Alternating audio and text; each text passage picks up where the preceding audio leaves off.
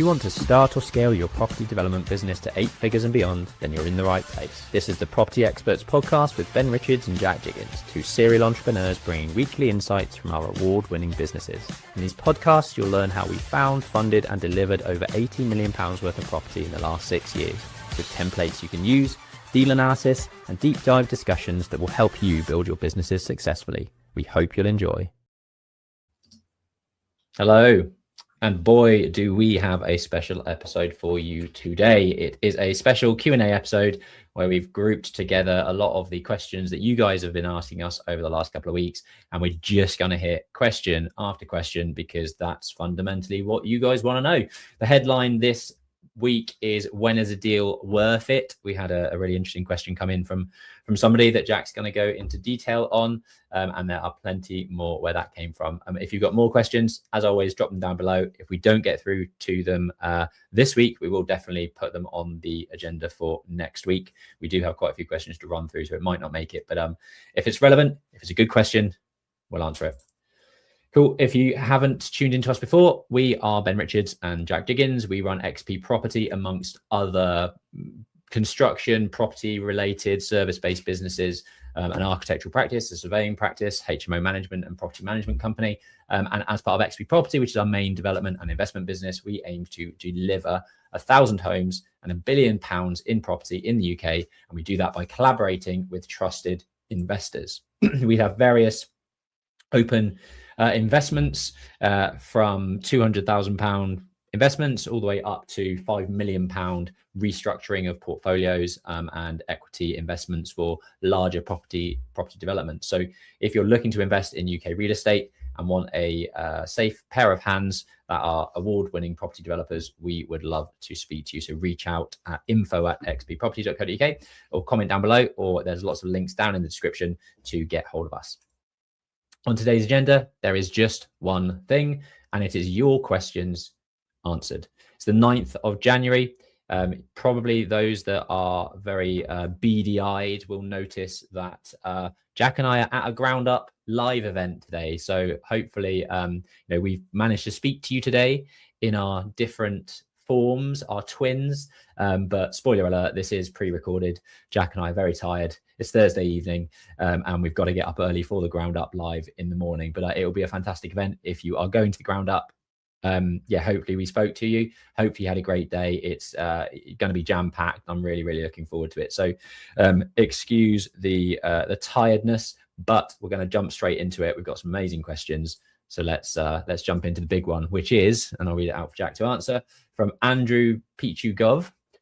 Hi, Jack. What would you consider as doesn't work for a deal? Is it just when the existing value of the site is less than what you can offer, stroke where even at zero land value, it still doesn't work? Aside from that, is everything fair game?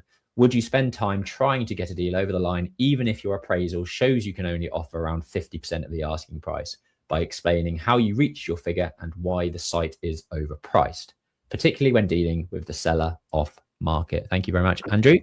Jack, what are your thoughts? It's a really good question, because I always say discounting deals quickly is more important than finding the deals that do work when you're looking at acquisitions. And obviously, I'm going to have to broadly speak, because pretty much any scenario with acquisitions, it does depend. And that is always used as a cop-out. It depends, but it does. But I can generalize some sort of more routine ways that we look at things. So to give you an example, I'm going to split it out between developments and HMOs. And what Andrew is actually referring to is that context where I'm talking about acquisitions and making sure that you are moving on with deals that you don't think work on a ready reckon or a quick review. And the reason that you have to do that is because otherwise your time would just get absolutely consumed.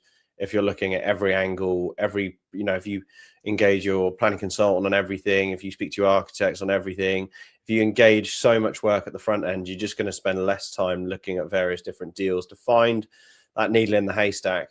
So to come back to Andrew's point on that, if I'm looking at houses or HMOs, and it's, let's say the property is valued at 400K, and what Andrew's saying is my numbers are getting down to 200K off a price. On a house, that would, in my opinion, be a very low value, and you're probably not going to get that over the line at 50% of a discount. We have secured properties at 10, 20, 30, maybe 40% on guide price, but extremely, extremely rarely. If you're getting a 30% discount on a house, you're doing really well. So I would almost go as far as saying, if the discount that you need to source for a property for a house is over 30%, I'd probably say move on. Not even probably worth wasting your time on that. If it's less, like 25% or 20%, what we always say is leave the door open, leave the opportunity for them to come back to you to make sure that you're the first port of call as and when that deal might come back to be secured or taken on. Now, let's move this into the context of developments and land, because houses could be bought by most people, whereas development land can't be bought by the Joe Blogs that's moving house as a family. So I do find that you need to analyze almost more of a holistic approach of why you're at 50p in the pound to offer on the site. And that doesn't mean it might not work. What that does mean, though, is you're going to have to be creative on how you do make it work, by getting, partial discount or vendor finance or JV with the landowner or whatever it may be. So that becomes a whole new layer of complexity with land and, I suppose, developments. But typically, the way I look at things is, let's assume I'd find a development site. The planning on it is really, really good. I've looked at the plans. I don't think they could be improved. They're already at 9 units. And if they go to 10, it's affordable contribution threshold. I don't think the design could be improved. That then, to me, is just a delivery project. The value is in the delivery. In that instance, if I'm 50% off the purchase price, I probably wouldn't really bother taking that one forward. If, on the other hand, I had another site that's got potential ways to add significant value throughout the project, which are unknowns at this stage, whether it's planning or securing another plot of land next to it, I would spend more time on that.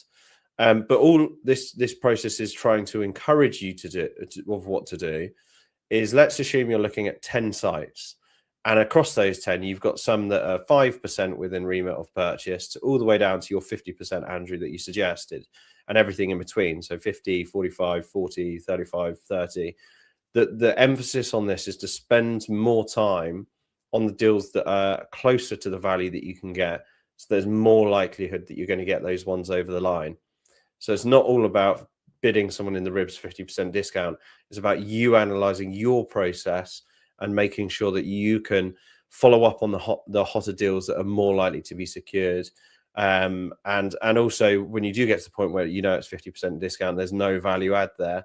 That for me is move on, leave the door open, but move on to something else.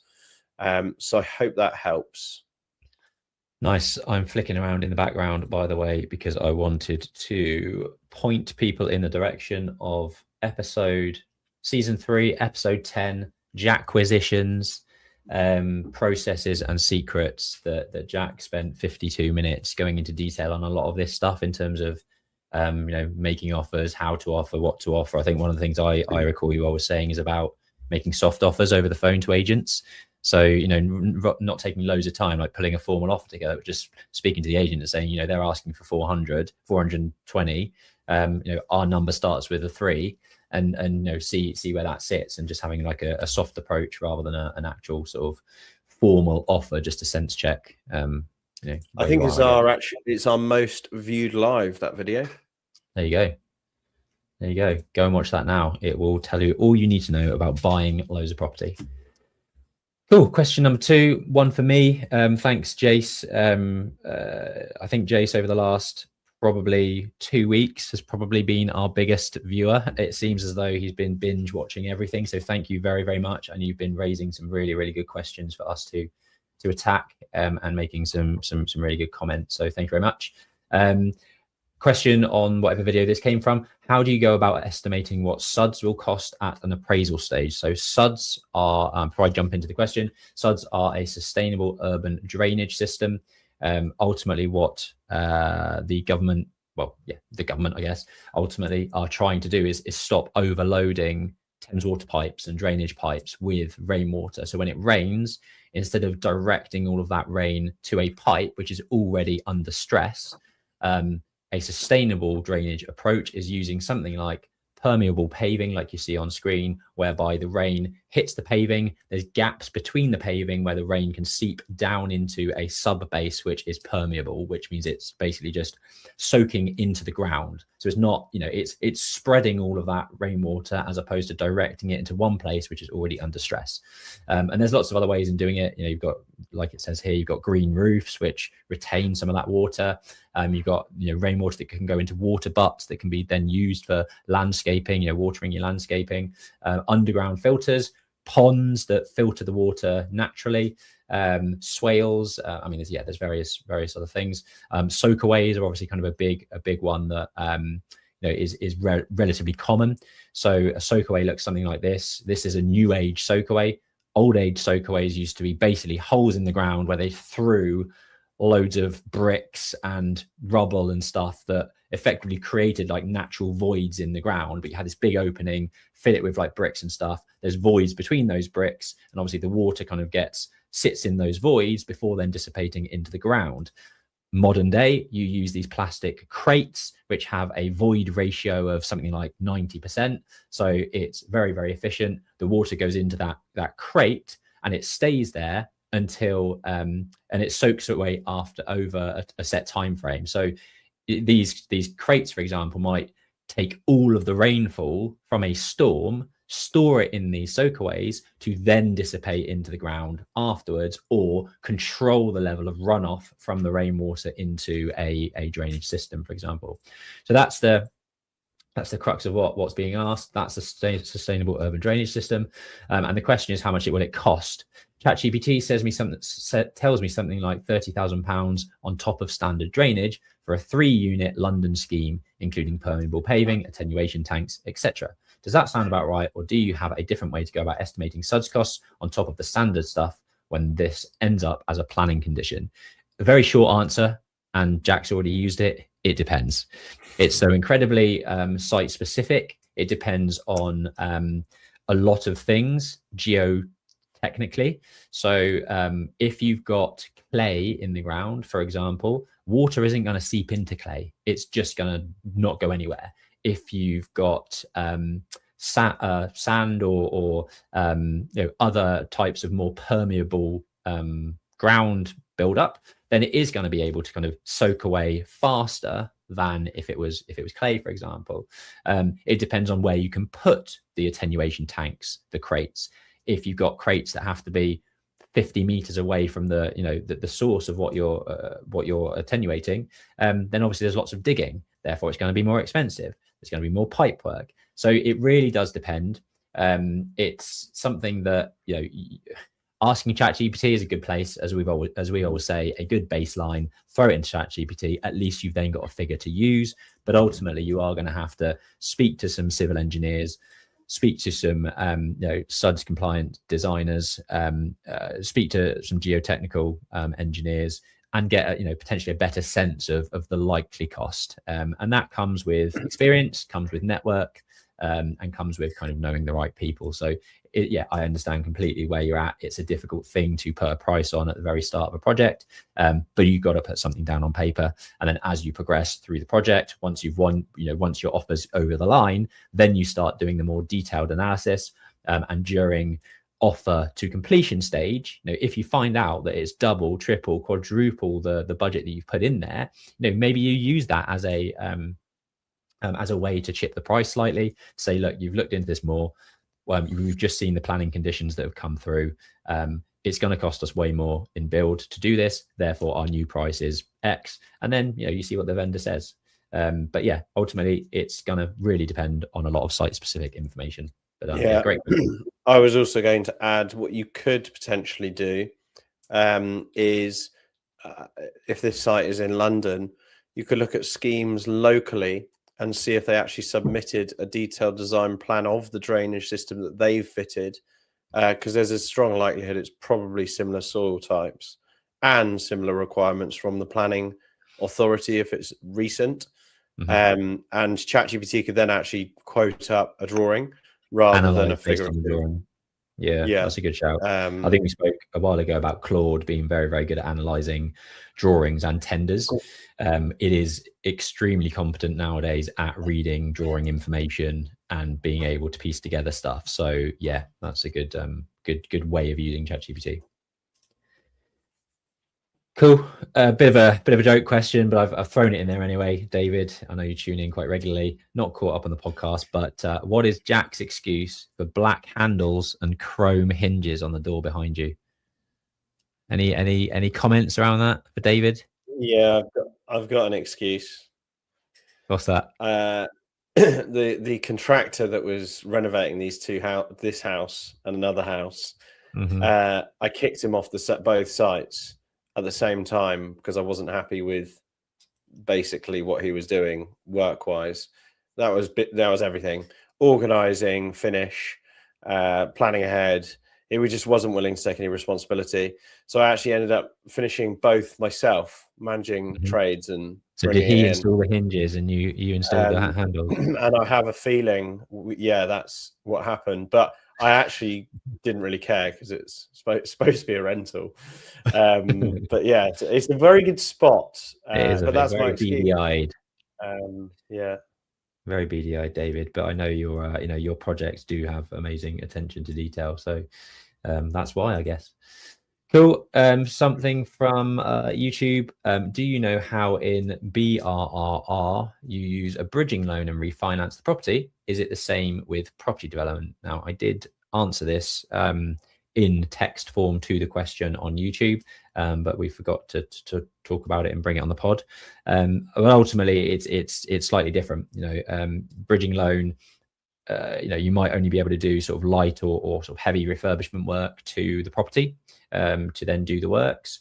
With property development, you're basically using something called development finance. It's a different type of product where ultimately they're giving you some funds to purchase the property, might be up to 60% of purchase price, similar to a bridging loan. But what they're also giving you on a development facility is normally 100% of the build costs paid to you in arrears. So you do the work, they send a monitoring surveyor out to value the works that have been completed, agree what that figure is, and then pay you that amount to then pay the contractor. So you're always going to need some cash flow to cash flow the actual project, but ultimately the lender will give you 100% of those construction costs in arrears once it's been done on site. So yeah, different way of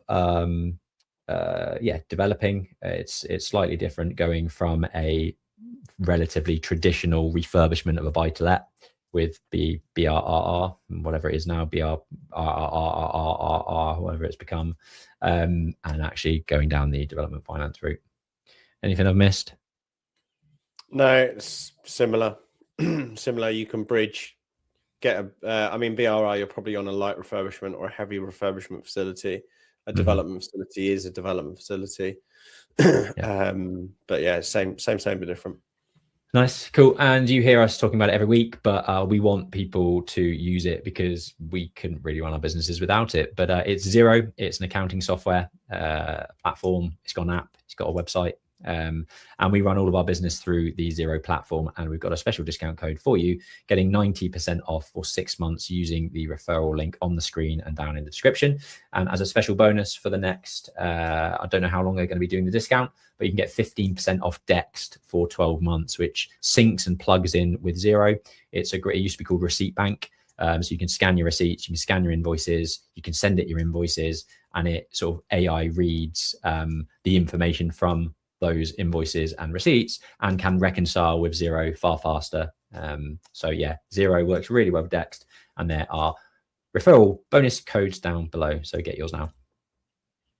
If you enjoy these podcasts, let us know down below. But the best thing you can do is rate us on Spotify, send us a review on Apple Podcasts, and more importantly, share it, please, with as many people as you think will get value from it. That's really how the message is going to get spread. We like doing these. It helps us in our business. It's a great platform for us. We turn these video podcasts into audio format and release them across the audio podcast platforms every Monday at 5 a.m. just for on your way to work. Yeah, we're looking to spread this far and wide in 2026. So please help us do that. On to another question. How do you structure companies if you have an overseas investor? I guess it depends really on where that overseas investment is coming from. They could be an overseas investor, but with a UK trading entity and bank account. But I guess this question is more about overseas I money. would just recommend you do what you do, and if you have international capital, that's their own structure to worry about. When you're operating a development like we do in the UK, there's a limited company set up for the development. We develop the scheme and we pay the tax localized. The capital is their company structure is down to them. So we typically, that's how we structure it. Nice. I'll talk you through kind of how we would structure a typical company or JV. So we would set up a separate SPV, which is a special purpose vehicle specifically for the project that we're entering. There'll be shareholding within that SPV limited company between us and the investor. That might be a 50-50 split, a 60-40 split, whatever's agreed between you and the investor, that goes into that sort of heads of terms and the structure. A company bank account will be set up for that limited company, and a shareholders agreement would be set up between you and the investor. That should set out how the investment is entering the company, how the payment is returned, at what milestones is it returned, what are the key commercial terms associated with that JV and that legal agreement. And that is, that's really the structure. Cool. On investments, somebody's asked what investments we currently have open. Very good question. We have numerous, to be honest. We have a £300,000 investment that we are looking to raise to buy out one of our existing partners on a mixed-use commercial asset in just off the M4 corridor.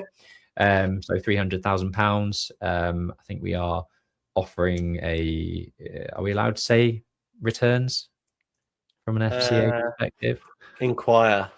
Inquire within double-digit returns on a £300,000 investment, secured via second charge on the asset. There's decent margin in terms of what our existing loan to value versus the mortgage amount versus the value of the asset. The loan to value is still relatively low, so the leverage is still relatively low. And that's an active investment that we could place straight away.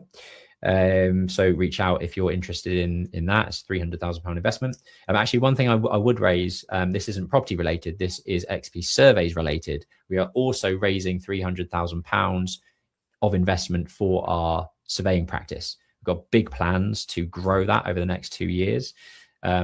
We've got a business plan to roll out across those 2 years. That means that £300,000 will be spent on sales and marketing and bulking up the team and bringing in more surveyors and improving our tech and resource and reach.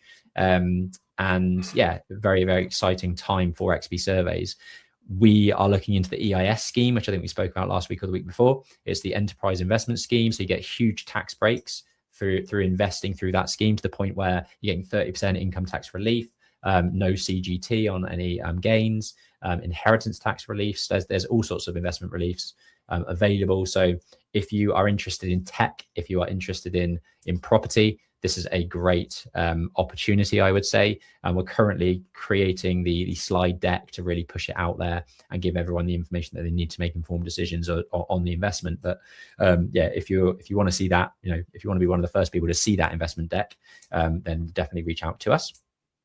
What else do we have, Jack? Probably quite a few investment opportunities. Did you do St Helens Mill? No, didn't do that one. Yeah, so a block of 14 flats that we finished with our investor. We've got a project underway with them, which has been quite a costly expansion on costs because we got further planning.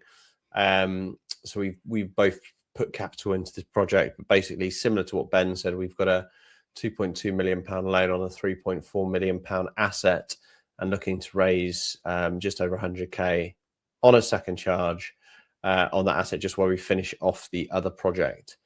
What else have we got?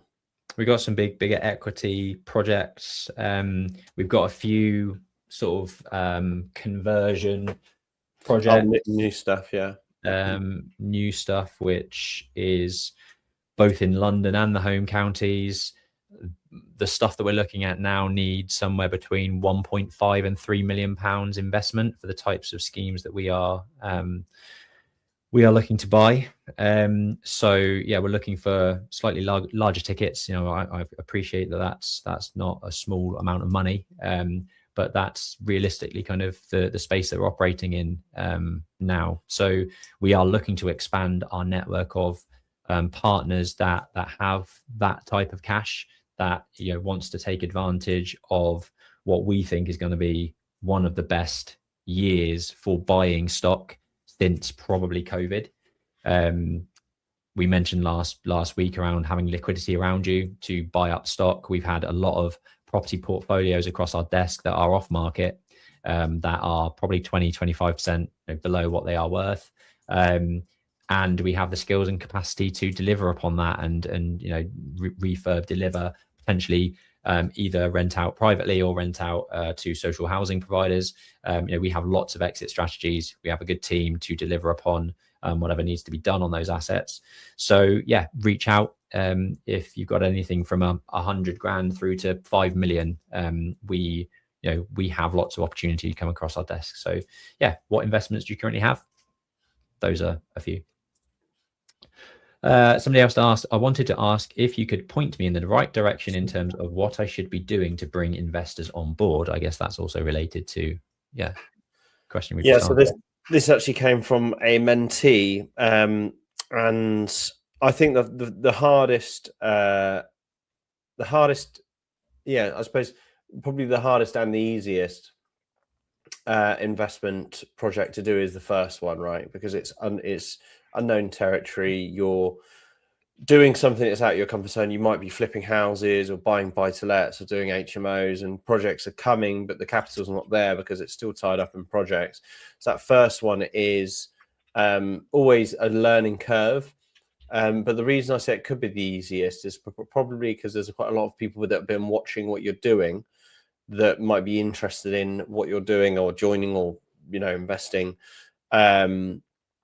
alongside or just with you and your business, but you haven't approached them before.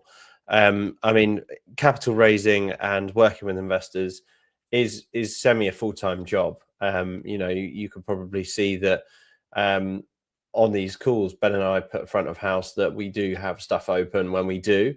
And that is because even people that we work with might not crop up in a conversation. So I would recommend a bit of a strategy together. So, who you can approach, making sure you're asking them if they've got people that they might be able to recommend. And we've actually, coincidentally, what I did when this mentee asked this question, rather than me charging that mentee, whatever we charge an hour to talk them through a process, I said that if you go onto our YouTube channel, and I'd highly recommend anyone does this next time they have a question, you can actually go onto the live videos and search a keyword, and I sent them a URL link of a keyword search of raising, and it did pull up some other random bits of use of wording in raising, but it pulled up everything that we're talking about: raising investment, or we've raised 14 million a couple of years ago and now it's raised 17 million this year. So that keyword search is definitely a really good port of call, because all those videos are there, all of them are free, and then it enabled the mentee to come back to me to fine tune the knowledge that they had then I suppose learned. But yeah, you could use that for anything. So you can go on our channel and you can actually search every video to say, option agreements. You could look at first charge debt. You could look at negotiating with landowners, whatever it may be. And hopefully it will drive the right videos your way. Cool. Good question. I just wanted to now point out both something we've been promoting over the last couple of weeks, which is the commercial to residential conversion guide download that I've put together with Aura Architecture and Interiors. Lots of people have requested more information about commercial conversions. As you can see on screen, we've got some Spotify requests and some YouTube requests on season 3, episode 46, as well as season 3, episode 41. I think episode 41, I think, is the big deep dive special episode where we go to detail on commercial conversions utilizing permitted development and full planning. So head over to that episode, and also type commercial conversions down below to request a copy of the guide, which is now ready and launched. I've printed, I think, 250 for the Ground Up Live event tomorrow. So hopefully those go like hotcakes and people reach out. What has been yours and Ben's worst experience with an estate agent / buying a property? Interesting. An estate agent. I mean, you deal with that front end more than I do. I'm trying to think of any bad experiences I've had. Yeah, we had a whopper on 2 cottages that we bought. I won't name the agent because we're actually selling something through them at the moment. I fell out with one person at the agency big time, because what happened was we wanted to buy these properties. They were sticking on the market because they were both like absolutely in tatters internally, like nowhere near mortgageable or even livable. And we bid subject to planning. Ben, you might have remembered this. No, sorry, it wasn't subject to planning. It was an exchange delay completion. And it was clear in our offer letter. It was also clear that we had offered less than 10% of the purchase price as an exchange price. So essentially, what came to light is it got all the way through to the lawyers to almost to the point of exchange. And then the sellers sat down with their lawyers, and the lawyers said, "You do realize these guys have got 4 months between exchange and completion?" And they went, "No, that's not right." Well, they probably said, "What's normal?" or whatever. Anyway, then the deal almost fell out. And I sort of said to the agent, I said, "Pull up the offer email that you replied saying it's been accepted, and read the time frame between exchange and completion." So anyway,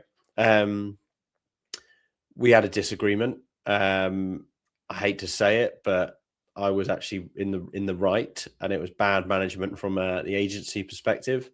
But it's water under the bridge now, because we're dealing with someone else internally there, and we're selling a house through them at the moment in Central Suites.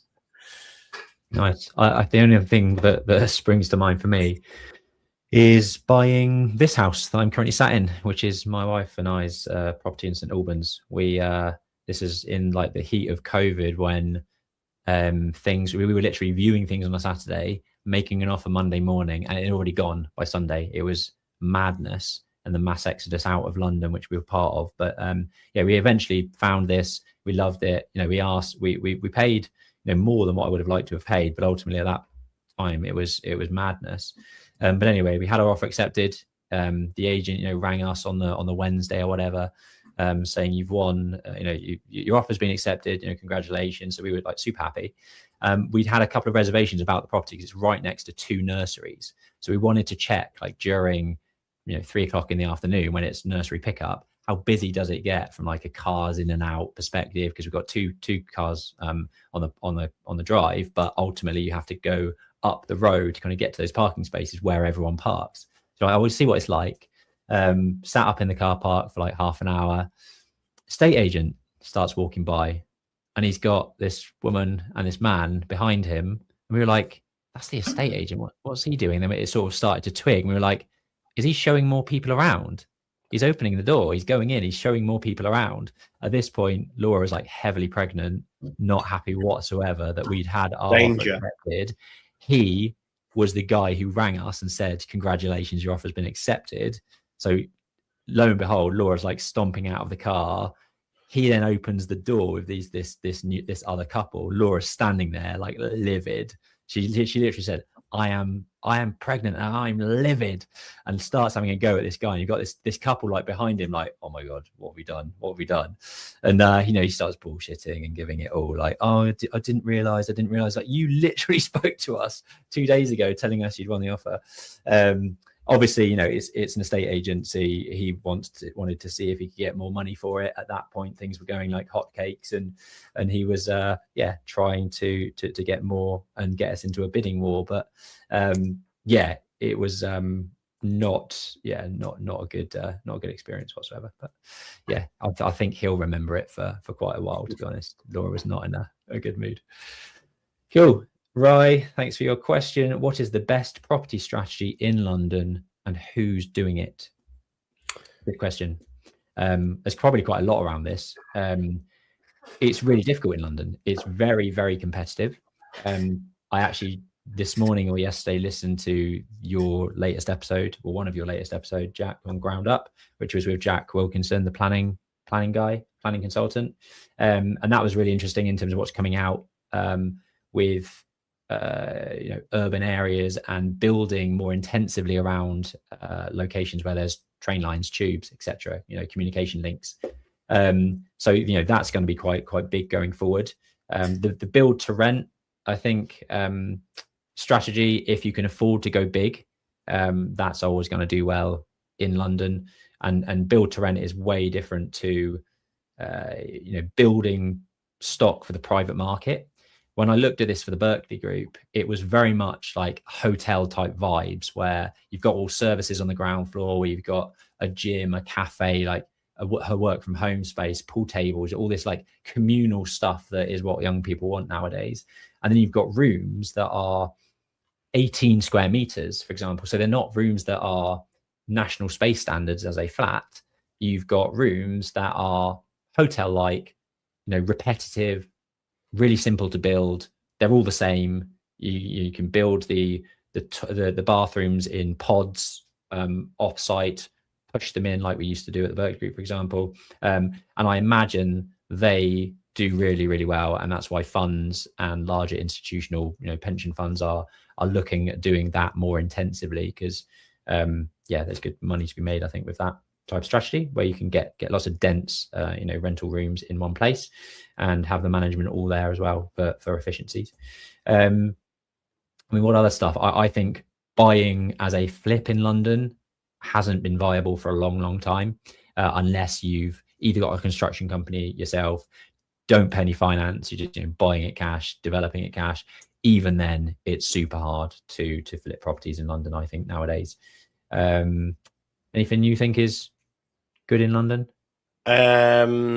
If I were to go and ham on something completely new, it's difficult because strategy is like, we should be able to pivot to a strategy quite easy, right? But I'm kind of thinking about other business things.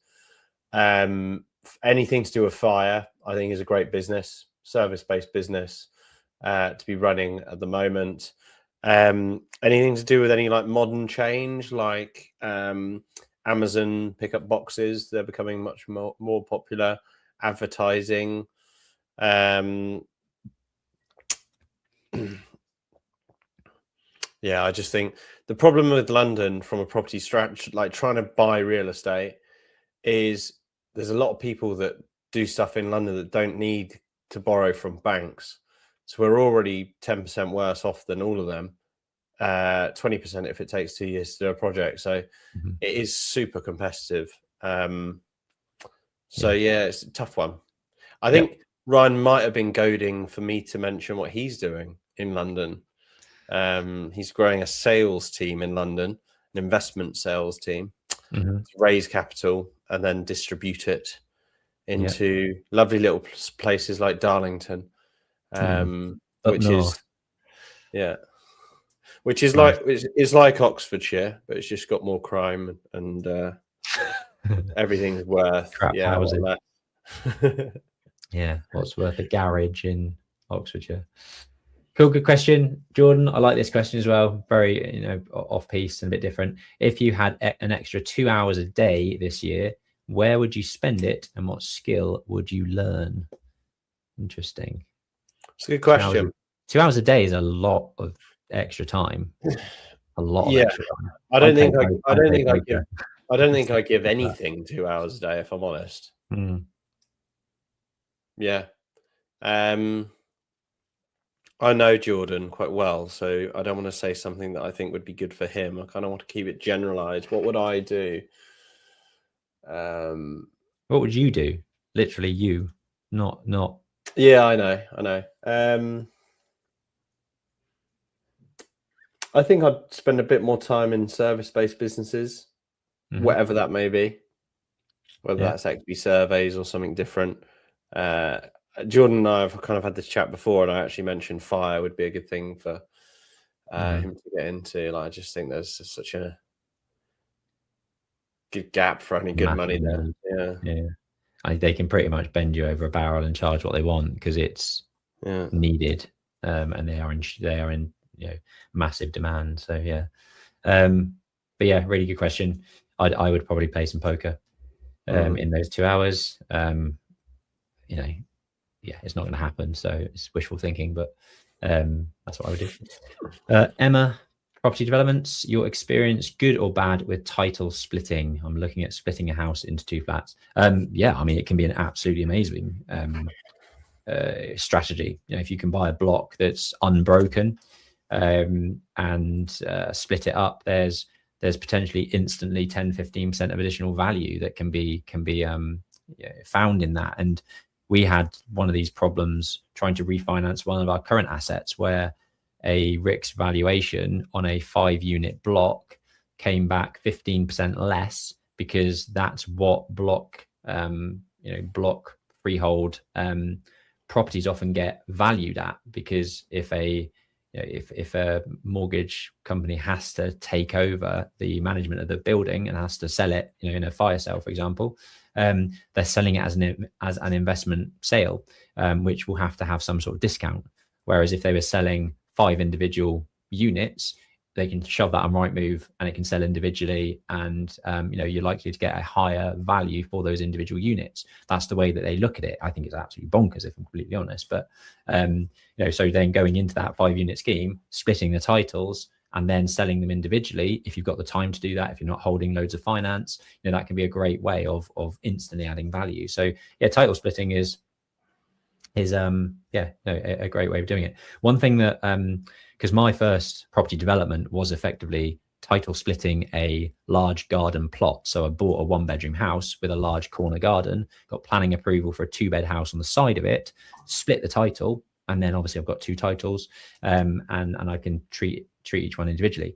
The issue you have if you own a freehold, you have to kind of split the title to a third party. You can't actually kind of say, I own this one freehold title and I've got 2 flats on that freehold title. You can't then just say I'm splitting the 2 leaseholds to the same owner.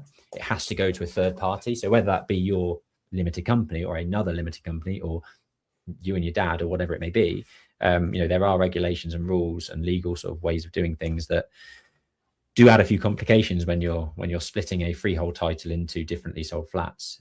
Speak to your solicitor about the intricacies, which there are, but that's sort of a general generalization of what needs to happen. Anything on that?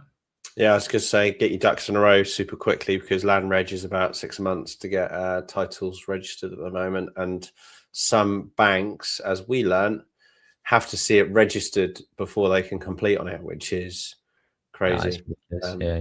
Even if you expedite with the land, like basically every application is effectively expedited, so it's no different to being in the normal process.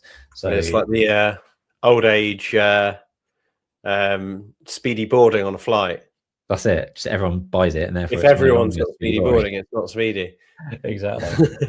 Perfect. Cool. If you want to mingle with other aspiring property developers, you want to scale your development business to the next level, if you've done a few HMOs, want to get into commercial conversions, a few ground up development deals, then you should be in the boardroom with us. It's a great network to be part of. We meet every month for an afternoon, some on Zoom, some face-to-face every quarter. And realistically, it's a room of 10, high flying property investors, property developers that want to scale their businesses up. Jack and I host the session. We look at goals and achievements, hold people accountable. We run through deal clinics of deals that people are looking at, look at your businesses and hopefully answer questions around kind of business stresses and challenges. And if that sounds good to you, then reach out, drop boardroom down below, or reach out to us in a DM, and we can send you the brochure to get involved in that. And we are going to be at the end of January increasing our pricing. So if you want to get in on the today's price, then reach out within the next 3 weeks. Otherwise, you're going to miss your shot. That's all the questions we have. Is there anything else that's flown through since we've been live? Not that I can think of. I had some ones that aren't that relevant on my story. Oh, yeah. Someone was saying I'm crazy landing the day before the event.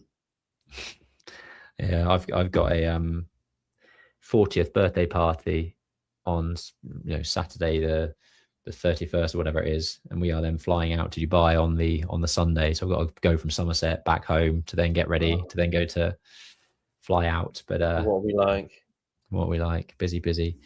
Cool. Well, hopefully that's been good for people. Some great questions that people have been answering, asking. Hopefully some of those questions you've been thinking about yourself, and you are now enlightened. So thanks for tuning in. We will see you all next week. Have a good weekend, and hopefully see you at the Ground Up event if we haven't already. See ya.